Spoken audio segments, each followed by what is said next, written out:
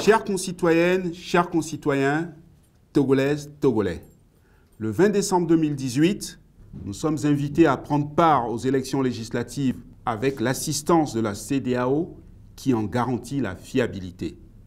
Nous sommes ainsi cohérents avec notre ligne politique qui est de conquérir le pouvoir par des voies légales et pacifiques.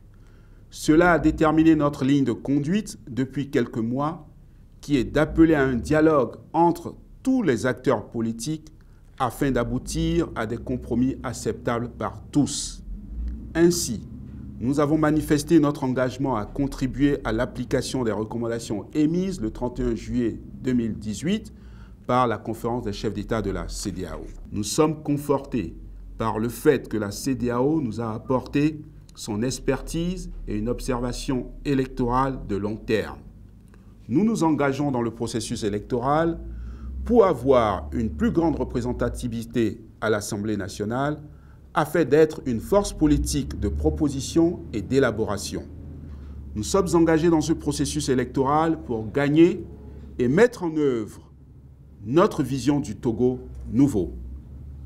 Le projet que nous portons et que nous avons reçu mission de réaliser en tant qu'aînés de la scène politique togolaise est une nation apaisée et réconciliée dans laquelle l'outrance et l'exclusion ne seront plus de mise.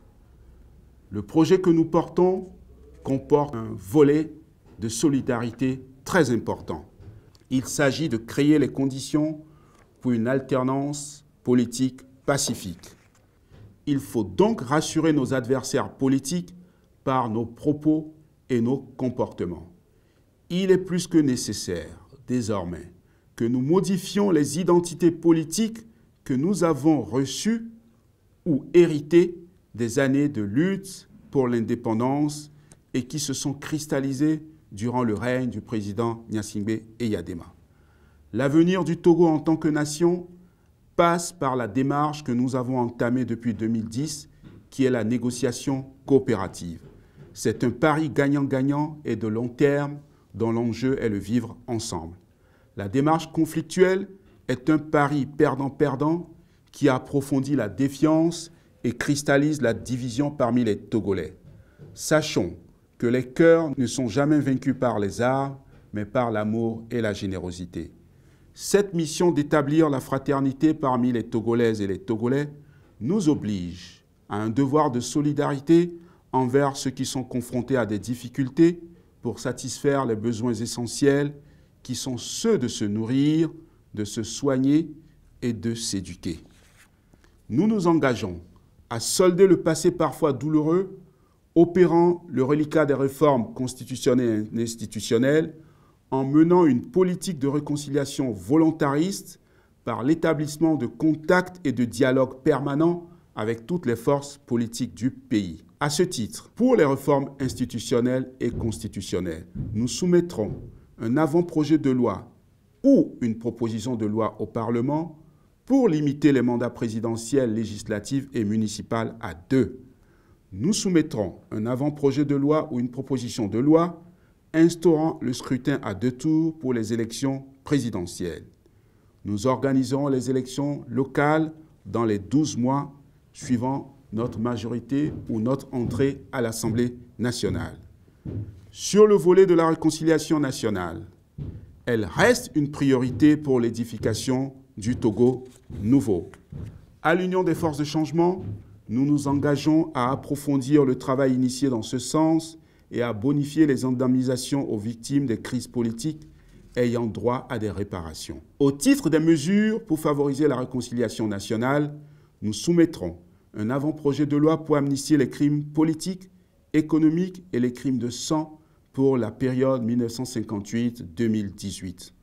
Nous soumettrons un avant-projet de loi, une proposition de loi portant sur le statut et avantages des anciens présidents de la République, Premier ministre, président d'institutions, directeur de sociétés d'État, ministres, députés, officiers supérieurs de l'armée et chefs traditionnels encore en vie et ayant servi la nation au cours de la période 1958-2018. Puisque la solidarité nationale, une répartition équitable des richesses sont des valeurs importantes pour notre parti, Nous nous efforcerons de traduire en politique ces valeurs pour permettre aux couches sociales vulnérables de bénéficier de la croissance et de sortir du cycle de la pauvreté. La pauvreté recule au Togo grâce aux réformes entreprises par le gouvernement. En 2005, le taux d'incidence de pauvreté se situait autour de 73%. En 2017, il se situait autour de 55%, soit une baisse de plus de 8%. La pauvreté recule au Togo, certes, mais pas assez vite, en dépit des efforts et réformes réalisés. Les réformes sociales que nous mettrons en place si nous sommes majoritaires visent à améliorer la qualité de vie des citoyens. L'UFC, à ce titre, s'engage à mettre en place une agence nationale de solidarité sociale qui offrira une sécurité de revenus aux citoyens et familles à faible revenu. Par exemple, un citoyen âgé de 18 à 70 ans sans emploi percevra une aide de dernier recours mensuelle minimale de 25 000 francs CFA.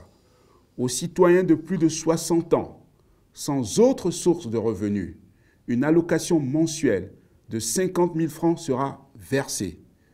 Pour les prestataires d'une pension dont les revenus sont inférieurs à 50 000 francs CFA par mois, l'allocation couvrira la différence. Nous mettrons en place une agence nationale d'assurance emploi qui, sur le modèle d'une assurance, offrira un revenu de soutien pour une période de 6 à 9 mois au contribuable qui perd son emploi pour des raisons indépendantes de sa volonté. Le contribuable éligible aura une allocation mensuelle proportionnelle à son revenu d'emploi passé, et ce, pour une période de 6 à 9 mois. Ce contribuable aura aussi accès à des formations professionnelles gratuites et un soutien aux études pour améliorer son employabilité. Ce contribuable sera aussi éligible au suivi gratuit de son dossier pour assurer une transition rapide vers un autre emploi ou l'entrepreneuriat. L'ensemble des mesures sociales que nous entendons mettre en œuvre visent à améliorer de façon significative le bien-être du citoyen et à le replacer au centre des politiques publiques. Les femmes, particulièrement les mères, feront l'objet d'une attention spéciale et nous nous engageons à faciliter l'accès de la terre aux femmes. Nous nous engageons à renforcer la législation protégeant le droit des femmes pour les protéger contre la pauvreté, la violence, les abus ou harcèlement sexuel, la discrimination dont elles font l'objet tant sur le plan professionnel que social. Nous nous engageons aussi à renforcer la législation pour protéger les droits des enfants, des jeunes, des personnes handicapées et des groupes minoritaires. La solidarité sera la pierre angulaire de notre politique sociale et notre gouvernement, si nous sommes majoritaires, consacrera une enveloppe de 100 milliards sur la période 2019-2020 au financement des programmes liés à l'assurance sociale et à la réduction de la pauvreté. Les temps ont changé, les mentalités ont évolué et nous aspirons tous à une alternance pacifique, main dans la main, afin de solder notre passé parfois douloureux et écrire de nouvelles pages de l'histoire de notre Togo chéri lors de l'humanité. L'Union des forces de changement s'engage à opérer les réformes politiques, économiques et sociales qui s'imposent et nous nous sommes donné les moyens à travers une longue et patiente lutte au cours de laquelle des expériences nécessaires pour gouverner et des expériences acquises tant dans les rues qu'au Parlement et au gouvernement nous seront profitables pour la réalisation de ce Togo nouveau. Nous sommes prêts à réaliser une alternance pacifique. Nous sommes prêts à réconcilier et à développer le Togo.